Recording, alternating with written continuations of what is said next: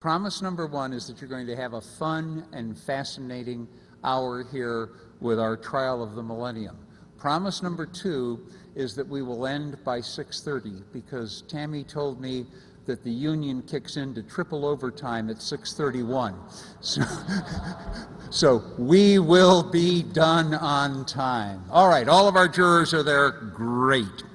I will be the marshal for this affair.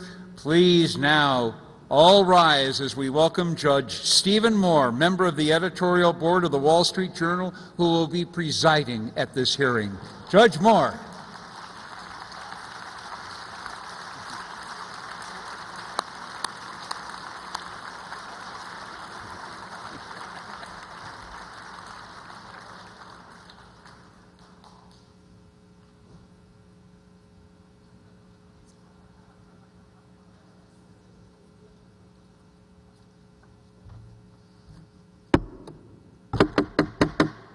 I will now call this court in session. Boy, this is an honor, by the way. I never even went to law school, and I get to be a judge. Ladies and gentlemen, members of the jury, we are gathered here in the great sovereign state of Nevada to decide the fate of our most sacred beliefs in this trial of the century. In this hearing, we hope to discover if religious faith in a higher authority, an almighty God, is beneficial to our well-being and our society, or a perverse and false tradition that should be abandoned. Your Honor, could you let people stand? You may sit. Before this court, the prosecution will attempt to show that the major religions and their adherents have subverted the advance of science, fostered fanatic and even antisocial behavior, even to the point of violence, abuse, and perverse behavior, whether it be Christian, Jewish, or Muslim. Those are pretty serious charges. We have brought before the court Mr. Dinesh D'Souza, one of the premier members of the Hoover Institution and author of numerous books defending traditional Christian faith and other religious beliefs, including a belief in the afterlife. Mr. D'Souza, please stand.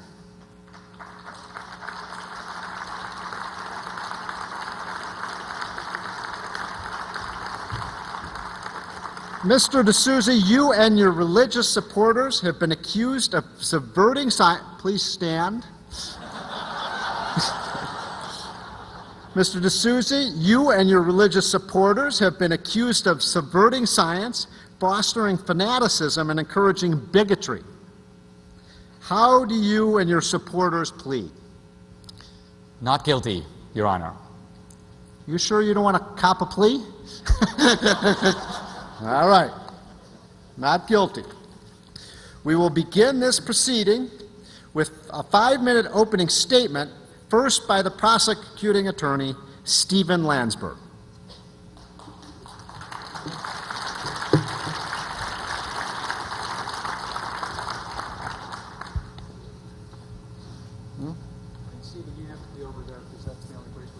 Over here. Okay. You know, Dinesh has a pretty tough job here because Dinesh is here to defend religion. Not any particular religion, but religion in general. And that's a tough job because everybody agrees that most religions are false. Christians believe that Islam is false, Muslims believe that Hinduism is false, Hindus believe that Judaism is false, Jews believe that Wicca is false. Dinesh is a Christian. He believes most of those religions are false, but he's here to defend them. Which means Dinesh is here to defend the proposition that it's good for people to believe false things.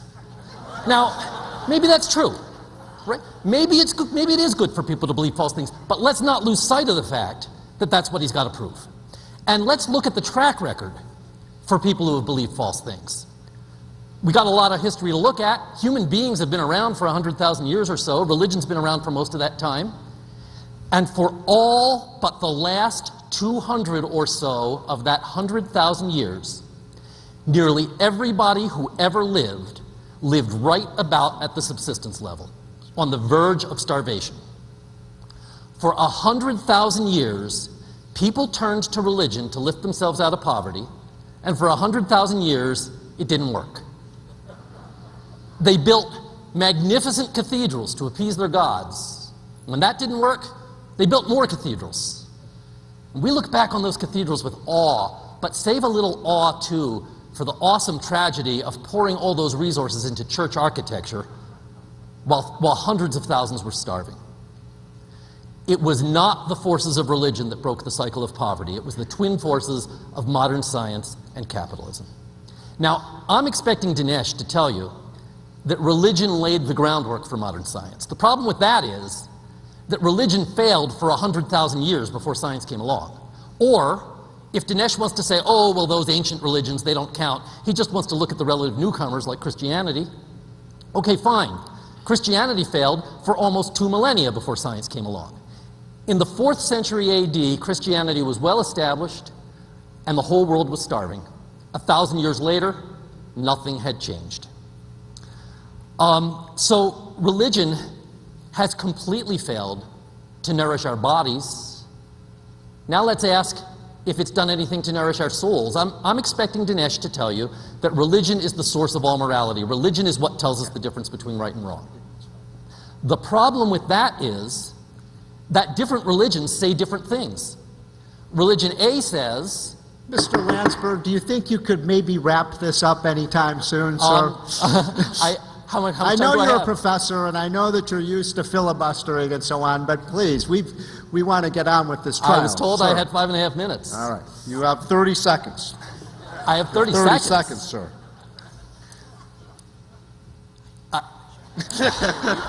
But there's so much to say. No, I was promised 5.5 minutes here. I'm going to demand it. You have 20 seconds, sir. Different religions say different things. When one says thou shalt not murder and the other says kill the infidel, if we can tell that one of those religions is better than the other, we must be getting that information from something other than religion. And indeed, our greatest moral leaders have not needed religion to tell them the difference between right and wrong. Thomas Paine... Sir, your time is up. Your time is up. By the way, let me just say, you may say, Steve Landsberg is, I neglected to tell you about his resume and his accomplishments, and let me just spend a minute doing that.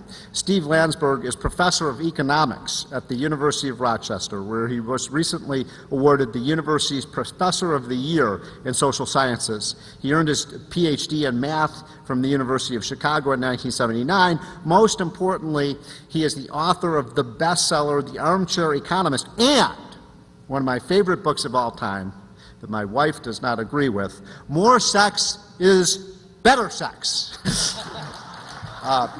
Mr. Landsberg, I just have to ask you, does that mean there's no such thing as bad sex? It means you got the title wrong.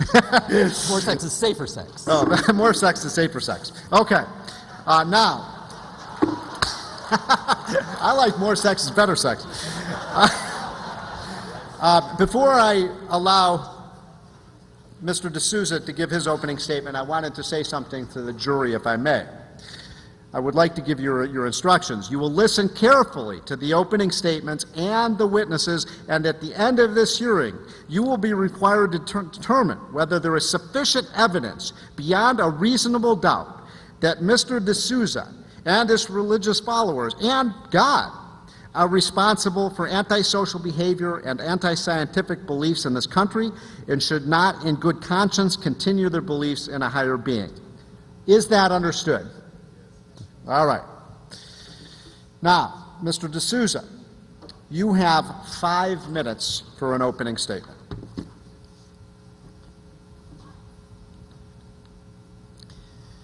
If I have a difficult challenge, namely defending believers in different religions, Mr. Landsberg has an even more difficult challenge, which is that the vast, vast majority of people in the world believe in God.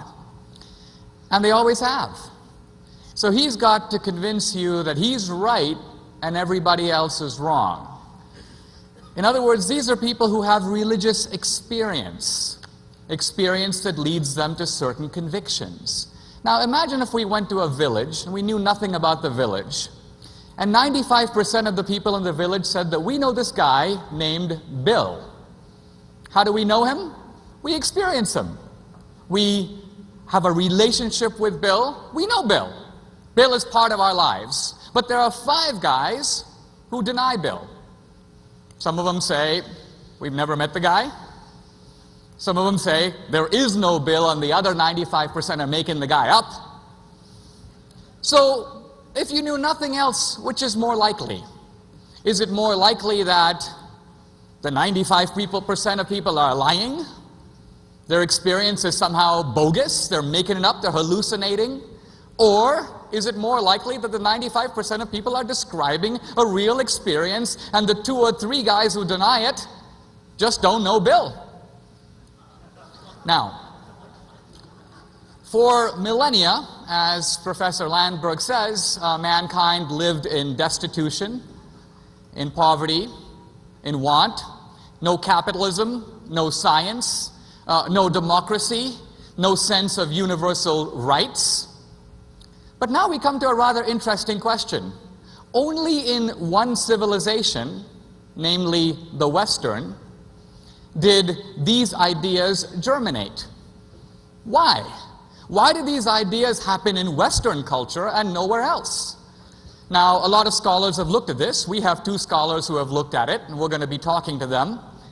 The argument that I want to make is not that religion in general, but I want to look at our civilization and the things that we hold dear, not just believers, even atheists. The material abundance, the sense of curiosity, the scientific mode of thinking. Why did those things happen in Western civilization, a civilization that was built on 2 pillars, Athens and Jerusalem? Why didn't they occur elsewhere? Does Athens and Jerusalem have something to do with the fact that those things occurred here? So we're going to talk to one witness who's going to talk about the great achievements of the West. And then we have a witness that's going to look at things in a very practical way. Because ultimately, when we look at certain questions, for example, is there life after death? We can't know. We can't know on the basis of reason. Shakespeare calls death the undiscovered country. So we can't say confidently there is life after death. We can't say confidently there isn't. Mr. D'Souza, in the name of the God that you say you believe in, can you please wrap this up? You have 30 seconds, sir. I will take my extra 30 seconds. So we have to ask if these beliefs, if we can't know if they are true, are they good for us? Does it make sense to believe? Does belief make you a better person? If it does, then belief wins by the evolutionary test, it wins by the pragmatic test. It is not only true to believe, it is also good to believe. Thank you very much. Thank you, Mr. D'Souza.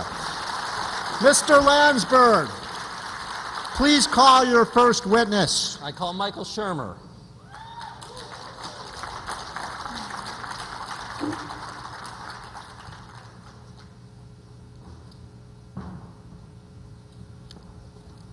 That's the way you dress in this court, sir? I hold you in contempt. Will you please put your hand on the Holy Bible to... Hold it on the skeptic? You can, actually. Anticipating that, I brought Origin of the Species. Would that work? Okay. Do you promise to tell the court the truth, the whole truth, and nothing but the truth? So help you, Darwin. Okay, please.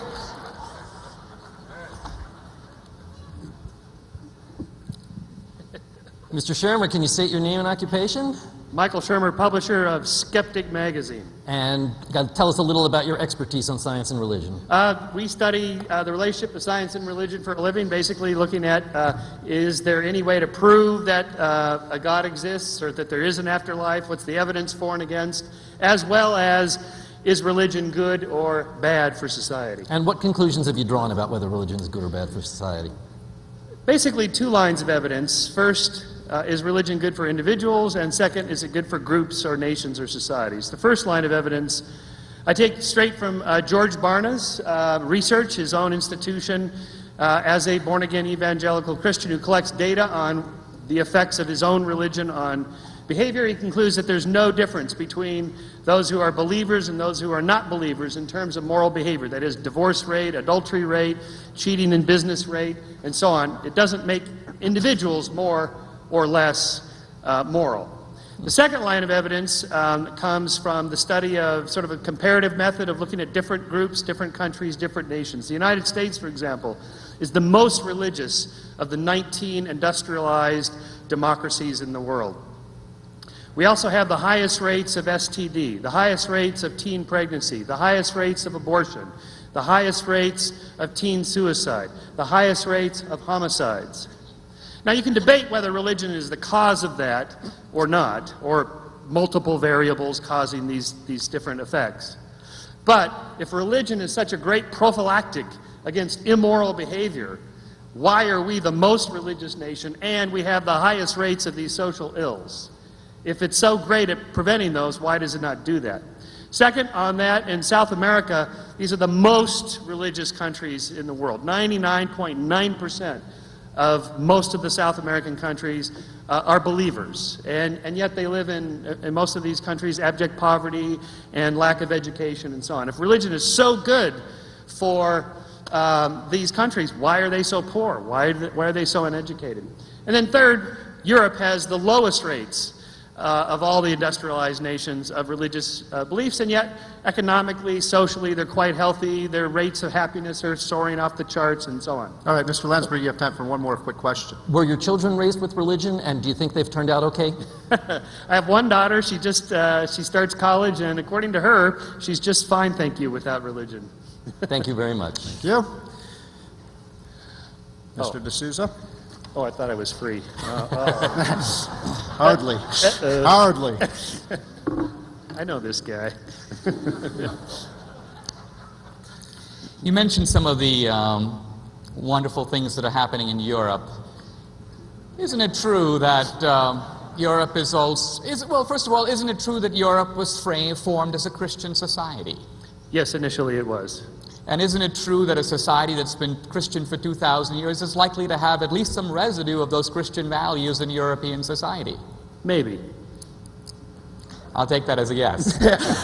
I'm sure you will. From a hostile witness.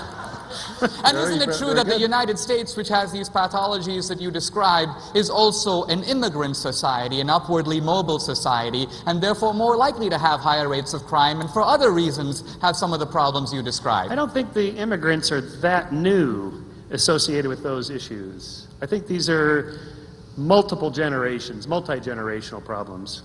But isn't it true that a society continually replenished with immigrants is likely to be a more upwardly mobile, unstable, and maybe criminally oriented society than one that is more hierarchical, that doesn't have this sort of upheaval?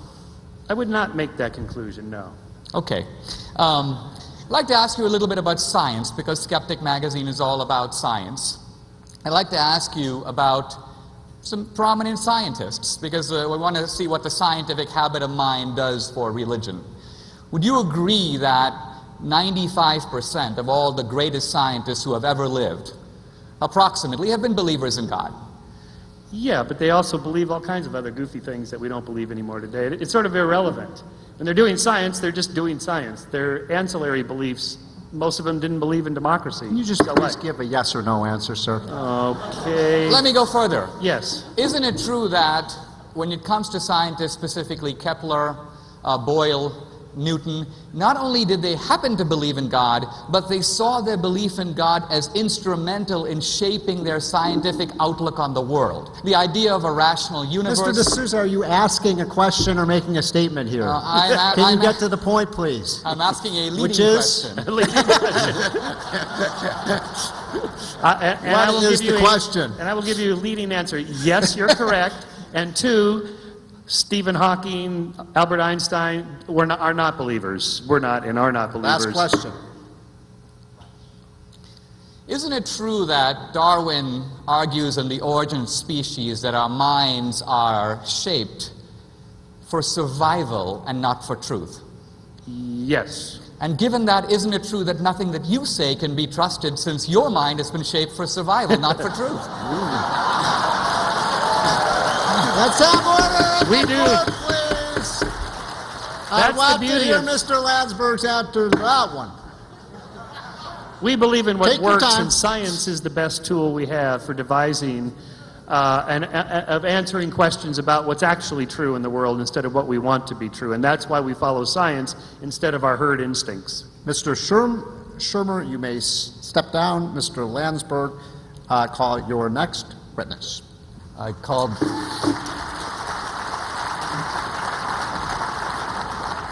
Doug Casey.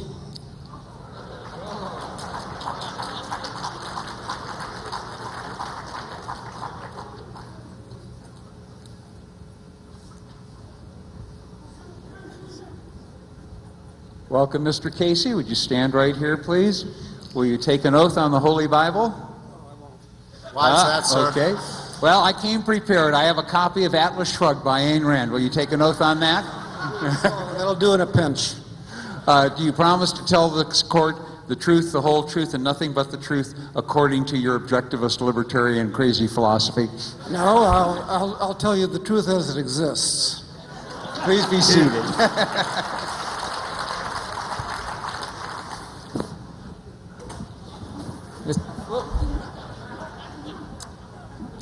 Mr. Casey, can you tell us your name and your occupation, a little about yourself? Doug Casey, by occupation speculator. Can you hold that microphone a little closer? You might be able to take that out. And is this going against our time? Yeah, it is. Go ahead. How many countries have you lived in? 12. 12. And how many have you visited? 175, roughly. And in your observations of these many different countries and many different civilizations, what have you observed about the effects of religion? Religion is a disaster uniformly and everywhere, and I'd like to give you some reasons why I say that. That's not just an assertion on my part. I'm not going to address the ridiculousness of the beliefs of the followers of the God Yahweh or the God Jesus or the God Holy Ghost or Allah. I don't want to talk about how absurd it is to believe in the ascension and the assumption and raising the dead and all these party tricks that Chris Angel could do much better than here in Vegas at any point. I don't even want to talk about the fairy tales from primitive Middle Eastern tribes that all these things arose from. They're both good and original, but what's good is not original, and what's original is not good in them. It's the original case of that. I don't want to talk about all the disasters. What do you want to talk about, Mr. Casey? I want to talk about the fact that the Middle Eastern religions of Yahweh and Allah are destructive, they're degrading, they're authoritarian, they're ethically bankrupt, and people should just forget about them and throw them on the scrap heap of history. And I say this for three more reasons. One is Give us just one, please. Well, should I take aesthetics, ethics, or psychology? I could take them in reverse order. All of these religions were founded by schizophrenics that heard voices in their head. I don't believe in psychiatry, but they'd be locked up by psychiatrists today, and justifiably. Should I talk about their complete lack of ethics, the fact that Yahweh himself was sometimes a spoiled child and at other times a pathological genocidal maniac wiping out whole cities and so forth? Should I talk about the lack of aesthetics of these religions, that their followers historically have always been slaves, losers, the bottom of society, people that couldn't Let me just live in make this sure world I were understand waiting your for the point. next one? You don't like religion. No, it's one of the worst elements in. All right, we in got the point. Do you have any more questions for the witness? Do you have anything you'd like to add?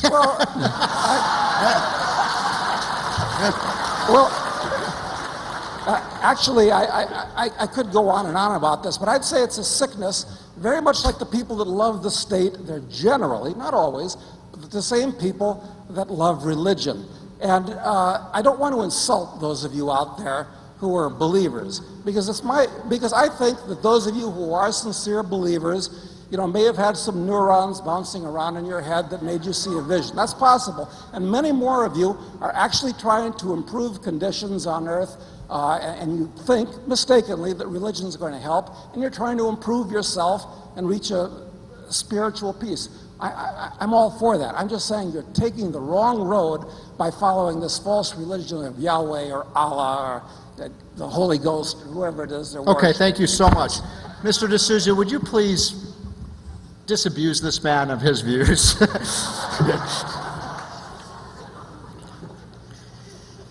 Let's look at some of the people whose lives have been shaped by religion, and I'd like you to tell me if you consider them to be losers. Augustine. A loser or yes not a or loser? no, please. Loser Yes or or no? no loser? A loser. Loser, okay. Okay, thank you. And the reason I say Bob, that is by your fruits you shall know them. Exactly. Okay. And what that's about, why I You say get the that. point. let's look at Bach. This is argument from authority. It's ridiculous. Of course Loser it's or not. no Argument from loser, sir? achievement, not No, authority. he's not a loser. He had musical All right. skills, What about Dante? poetic skills, Milton? poetic skills. So what? What are you talking The about? guys who built the Gothic cathedrals. Architecture- Losers, every one of them? Architectural skills. We're not talking about the fact that certain compartments of their brains worked extremely well. It's like if you have a car, if it's its mechanical system might be great, but its electrical system is fried.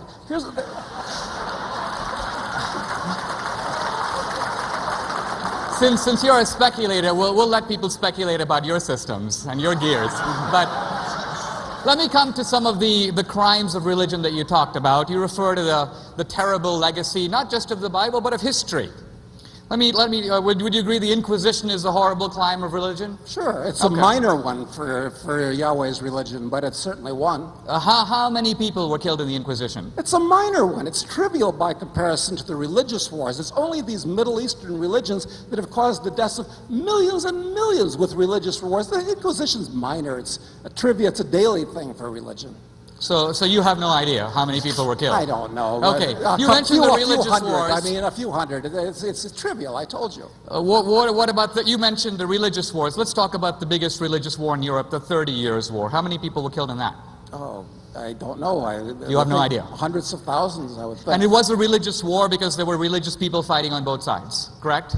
It was- There were the Catholics, there were the Protestants. Yes. Now, do you agree that France has been a Catholic country? France is a Catholic country. Do you know which generally. side France fought on in the 30 Years' War? Mr. D'Souza, what is your point, please? My point is we are talking to an ignorant man. It's amazing. When I talk to you, I know I'm talking to a sophist, somebody that's not interested in truth, and you're not. All right, let's answer the question, you're please. interested in making debating points. It's idiocy. You have you have time for one more It's like question. the example you gave about Bill. Mr. Casey, you will be quiet or I will hold you in contempt of court. My One last more question is very simple. Mr. Casey, as a speculator, you are entitled to your own opinions, but do you feel you're also entitled to your own facts? No, I don't. Thank you very Okay, much. thank you. Mr. D'Souza, you may call your witnesses. I call Charles Murray.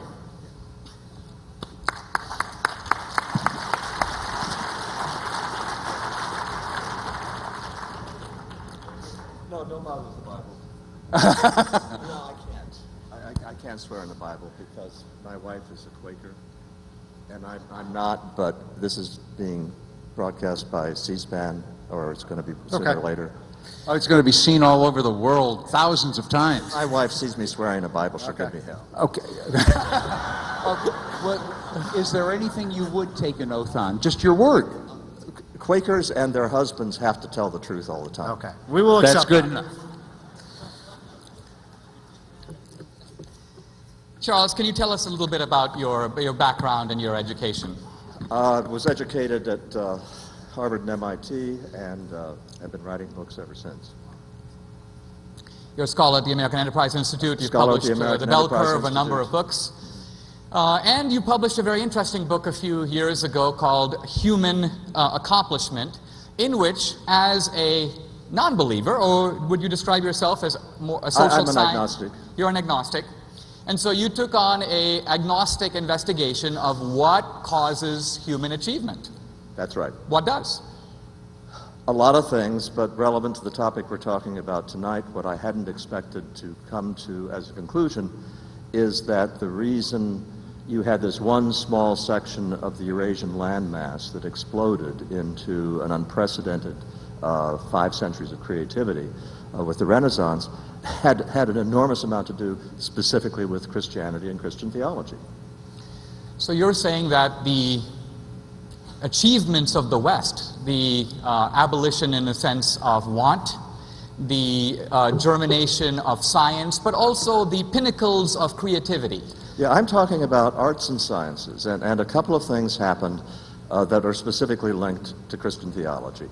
First, from its very premise that all individuals are invited into a personal relationship with God, and that all individuals are equal in God's sight, was a revolutionary idea. I mean, no other religion, no other society had ever countenanced that. But it took a transmutation, and I put Thomas Aquinas at the top of the list for the importance of this, to make this into the kind of individualism that had such an effect in the West. It was Aquinas who said that it is pleasing to God for us to explore the mysteries of his universe and to understand them, and to create great things of beauty. And along with that went a couple of other things that, as I looked around the world, gave the West a huge advantage. One was autonomy. This notion that I can act efficaciously as an individual was developed in the West through Christianity in a way it wasn't anywhere else. And the second is that there was the sense that I have been put on this earth for a purpose, which is a terrific motivator for creative elites, was more prevalent in Christianity and distinctively prevalent in ways which no other religion matched. And I'm giving real short statements about a very complicated topic. A lot of the origins of the scientific method and the rest of it grew from this directly. Let me ask you about a small vignette you paint in your book about climbing to the top of the Gothic cathedrals and seeing little gargoyles, and the gargoyles are put in spots where no one can see them, and you raise the question, why did the people who did those things put them in a place and carve them with a detail that no one could possibly appreciate? Why did they? They had a saying for that among the stonemasons, that they were carving for the eye of God. And a great deal of what goes on with creative elites, people who devote themselves monomaniacally to creating great works, whether they're in science or the arts, is this kind of passion which is most easily expressed as carving for the eye of God. Would it be fair to say that if it wasn't for Athens and it wasn't for Jerusalem, many of the things that even the atheists care most about, the idea of the individual, the idea of rights, autonomy, free enterprise, these things might not have developed in the West? They not only might not have developed in the West, these were things that never developed anywhere else except in the West.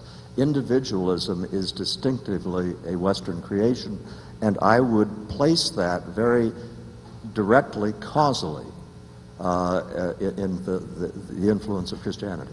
Thank you very much. Mr. Landsberg.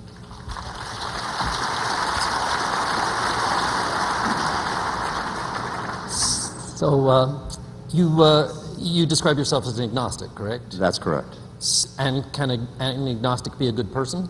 Yes, indeed. Okay, so we don't need religion to be moral. We don't need religion to be good. We do not. We do not. Okay. Now, the 5 centuries of achievement you talked about, culminating in the Renaissance and so forth, a lot of magnificent stuff there, as I said in my opening, the cathedrals and so on. Did any of that have any significant effect on the quality of life for any significant number of people? Does the existence of Shakespeare have any significant effect on the quality of life? Well, yeah. It does now that we're rich enough to appreciate it. Did it when essentially everybody on earth was starving? There is no great work of art or music or literature that has not materially, massively affected the lives of people after it was created. I think that's going to be pretty tough to tell the people who are struggling to figure out how they're going to survive till tomorrow.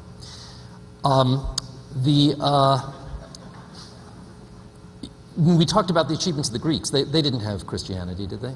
No, and the Greeks did lay the foundation, but they did not have individualism.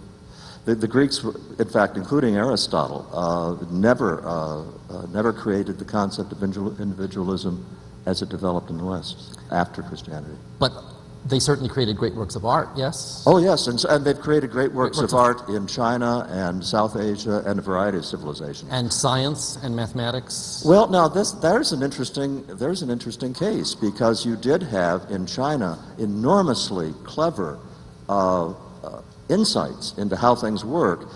They never developed the method, which was an accumulation of all of this. And the reason why it happened in the West is a complicated story.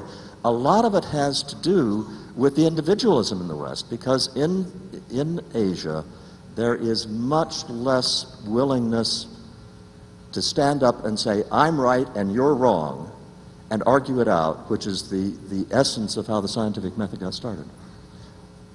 So let me be clear then that you're saying that most religions are actually quite destructive, or at least not constructive. No, I didn't say that. I said that religions. human achievement is fostered by the kind of individuality, especially in the sciences, which allows people to fight like cats and dogs, and in which people are immensely confident that I personally am right and you are wrong, and we will fight this out to the man. And that in Asia is a very alien way of looking at But the this. Asians have religion, yes? Yes, they do. And yet they don't have these... That's because Christianity had advantages that Confucianism and Taoism did not, in terms of developing the scientific method. So you're really not here to defend religion. You're here to defend a religion in which you don't believe. I'm here to respond. I'm here to respond to questions about its role in creating Western civilization. Uh-huh. And if, regardless of what those contributions may have been, do any of those contributions give us a reason to believe in it? That's not the question that we're debating. What's the question I'm asking the you? question we are debating is, has religion been constructive? And I've been asked about its role in fostering Western civilization, and I'm saying that role has been huge and constructive. And yet much of that happened before Christianity existed. I mean, the Archimedes lived before Christianity. No, certainly exactly the opposite. I am saying that there was a critical turning point in the accumulation of human knowledge, especially the scientific method, that happened as a causally linked phenomenon, with Christianity being a causal agent there. Mr. Murray, thank you, sir. You may step down. Call your next witness, Mr. D'Souza.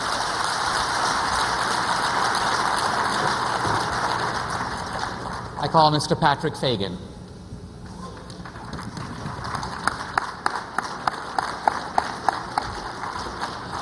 Mr. Fagan, will you take an oath on the Holy Bible? Thank God. Do you promise to tell the truth, the whole truth, and nothing but the truth, so help you God? I do. Mr. Fagan, are you sure you know what you're getting yourself into here? All right. Mr. Fagan, say a word about your occupation and your credentials. Sure. Either. Pat Fagan. Can you put that mic right? I'm a doctorate in sociology, was a senior fellow at the Heritage Foundation for about 13 years, senior fellow and director of the Marriage and Religion Research Institute at Family Research Council. Clinical psychologist by training as well. And you've been investigating the question, a very simple question, which is, does religion lead to better behavior, or does it lead to bad behavior? Well, what have you found? Well, I am going to give you a quick slideshow, so put your seatbelts on. We're going to go very quickly through U.S. federal government data with the largest samples of United States citizens in existence, looking at just the straight correlation. This is a map of America. This is how Americans act depending on how frequently they worship, no matter their religion, Catholic, Protestant, Jew, Muslim. In education, the grade point average of children, high school, on your far left there, you see those who worship weekly, a couple of times a month, a couple of times a year, and never. Federal government is spending billions to try and get changes like that. Religion delivers it for nothing. Children in high poverty areas, their academic on-track performance, these are the poor. High religious attendance gets highest, average attendance, and then lowest. And those at the highest are outperforming middle-class kids in the best or the ordinary good middle-class school districts. Women who have attained a bachelor's degree, you can see the same slant. Getting expelled or suspended, kids who come from families and the kids themselves worship weekly, you can see that they do least, and the kids who get expelled most, twice as much almost. Now let's look at violence and crime. There was a lot of debate about that earlier. Ever getting into a fight? These are teenage kids in high school. Weekly, on the far left, a couple of times a month, a couple of times a year, and never gets higher. Theft among teenagers. Now, as you can see in all these things, people who go to church weekly aren't saints. They're not canonizable, but they are better. Repeat shoplifting, even people who go to, kids who go to church weekly, they do repeat shoplifting, but a lot less. Running away from home by religious attendance. This is very important. Anybody who knows anything about crime, Maybe about they prostitution. can't run away because they're in church. No? It's outside the church they do this. Drugs and alcohol abuse. Lowest, there you can see that. Look at that, massive differences. Getting drunk by religious attendance. You can see here in this one, sometimes a very little religion is worse than none. Sometimes he drinks too much, you can see the same thing. Marriage and family, very important thing. Rates of adultery, lowest. Twice as high among those who never go to church, which has a huge impact on marriage, on family, on kids, and in turn on education, on crime, etc., etc. Personal importance of having children by religious attendance, huge. All around the world, all religions, those who worship God, have much greater inclination to have children than see as I important. think we get the point of the charts. Great. Mr. D'Souza, next question, please. When you look at all this data, and which shows a correlation between religious attendance and behavior, what conclusion do you draw? What conclusion do you draw? Very simple. The more people worship God, the better they do. The same also happens, actually, if you go through the same social science data. If you look at those who value religion most, you get much the same outcomes. The more people value religion, by and large, the better they act, the better they score, and the least likely they're going to be to cause difficulties. Okay, So, in a sense, last question, make it quick because in a sense, am I right to say that this data makes, you could call it the skeptic's case for religion? Because you're not relying, the skeptics say we want data, we want science, we want facts. You're delivering the facts, and the facts show that by the skeptic's own criterion, religion is good for people and it's good for society. True or false? I couldn't have said it better. Thank you. Thank you Mr. very much. Landsberg, you're a witness. So Mr. Fagan, you have a PhD in, tell us again? Social policy, sociology, and social administration, a combination of both. And in the course of getting that PhD, you took courses in statistics? Oh, I did. Were you absent on the day they discussed the difference between causation and correlation? Oh, no. There's not a single thing in the social sciences that can be causally nailed. Are you aware of the vast literature in econometrics where consisting of techniques for establishing causation via two-stage least squares, instrumental variables, Sure. structural modeling? Sure. Actually, And- the social scientists who have to deal with people like you on the faculty have the hardest time in the universities, and as a result, they do precisely what you say. And even when they do that, their skeptical faculty won't admit that religion has a huge impact. Can you take your favorite one or two of these studies and explain to us how they controlled for the correlation versus causation, what method they used to do that? I don't think you understand correlation. I said this is correlation. There are no controls in correlation. This is a map of America just as people are and as they act. So in other words, it really is not telling us anything at all about causality. It's telling us a lot about America. It's not telling us anything about causality. It's telling us a lot about American people. It's not telling us anything about causality. I think you said that before. I did. And I think that's really all I need to ask this witness. Okay, thank you. You may step down, sir. Now you each may have I'm going to say 4 minutes for an opening, for a closing statement. We will start with Mr. Landsberg. You know, Dinesh brought up the Inquisition. He wanted to sort of minimize the evil of it, say they only killed a few hundred people, a couple thousand, I think it actually is. But the number of people killed is not a measure of the number of people suppressed, the number of people dominated, the number of people whose lives were, whose freedom was taken away. In the late years of the Soviet Union, they weren't killing a lot of people, but the threat of killing people was what it takes to take away freedom. Second of all, the Inquisition is the tip of the iceberg.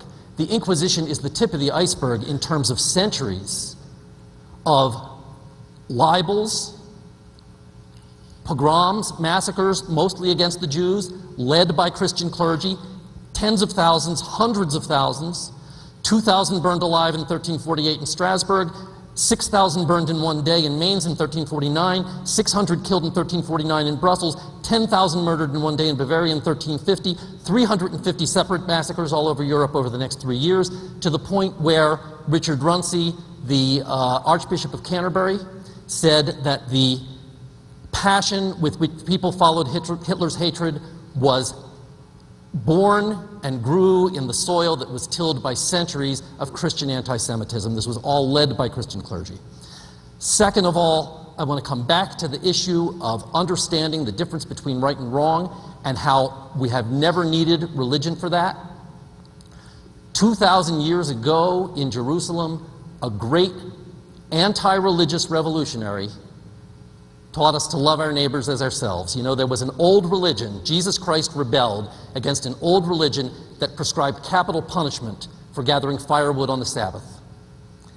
If religion were the arbiter of morality, we wouldn't know whether to trust the old one or the new one. The fact that we can tell that one of those religions is better than the other, that's got to be coming from a moral instinct other than religion. It's got to become. So I take my stand with Jesus Christ. And I say that religion is not the fountain of morality. Thank you, Mr. Landsberg. Mr. D'Souza.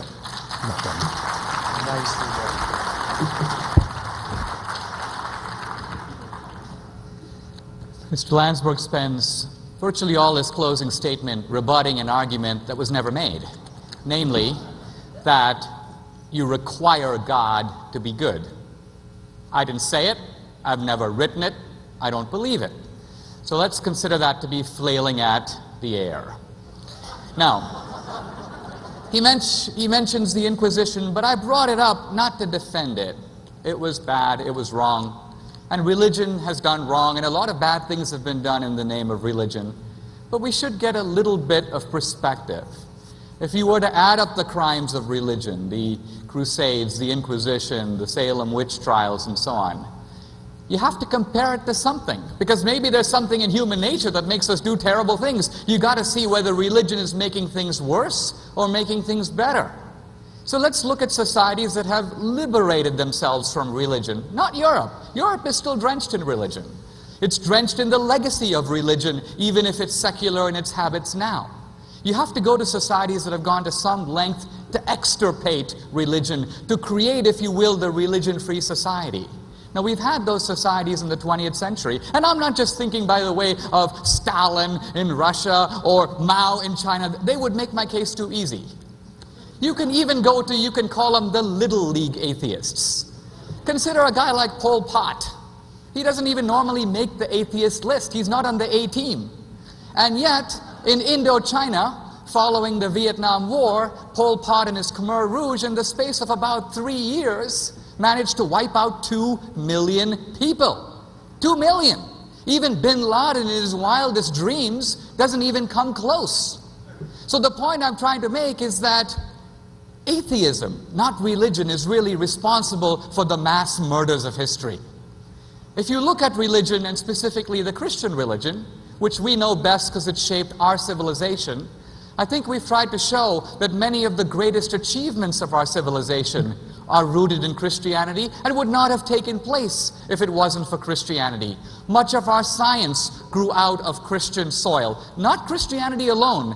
Athens, you might say, modified by Jerusalem. But not Athens alone.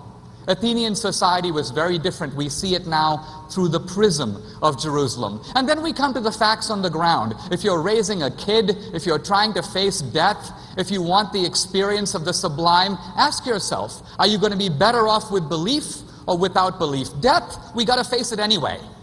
Doesn't religion offer us a way to face it better?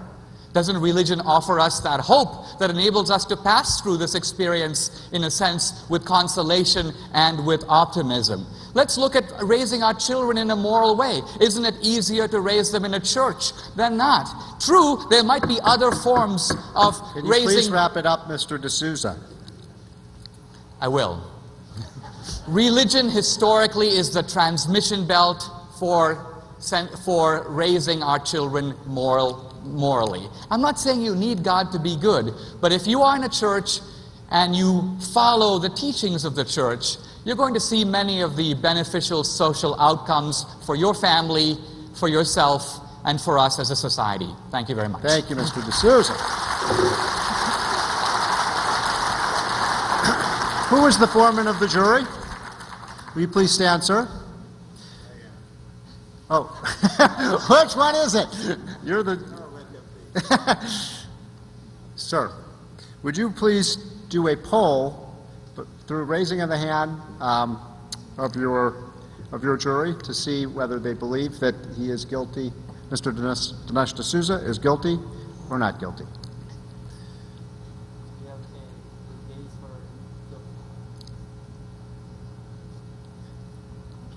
Is that one? I think they're Judge. confused about what they're voting on. Okay. Let me be very clear about this. Religion is on trial. Dinesh D'Souza represents religion. He is on trial for supporting these religious ideas. You've heard the testimony. Do you believe that religion and Dinesh D'Souza are guilty as charged? How many of you believe that Dinesh D'Souza and religion are guilty? Please raise your hands.